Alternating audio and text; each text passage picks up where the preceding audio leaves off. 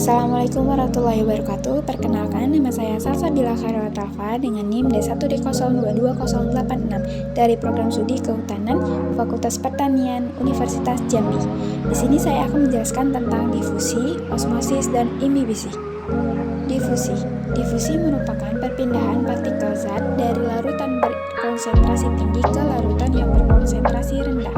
Contohnya, pemberian gula pada cairan teh tawar. Lambat laun cairan akan menjadi manis.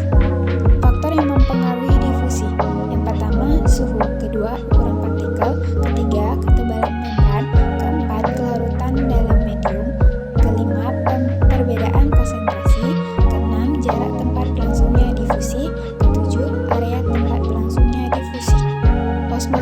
Osmosis adalah perpindahan air melalui membran permeabel selektif dari bagian yang lebih encer ke bagian yang lebih pekat. Membran semi-permeabel harus dapat ditembus oleh gradien tekanan sepanjang membran.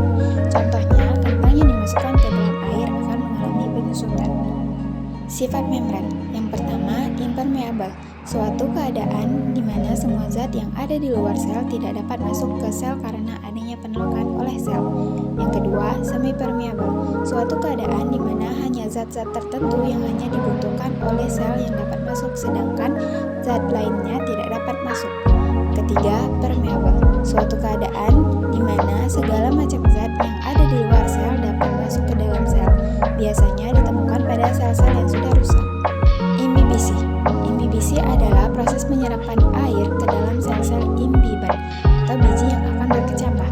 Pada proses ini, molekul-molekul air terikat antara molekul dinding sel atau plasma sel.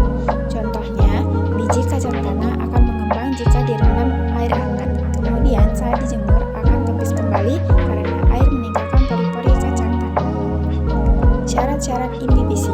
Yang pertama, perbedaan potensial antara benih dengan larutan, di mana potensial benih lebih kecil dari potensial larutan.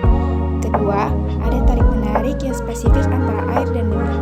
Ketiga, benih memiliki partikel koloid yang merupakan matriks bersifat hidrofil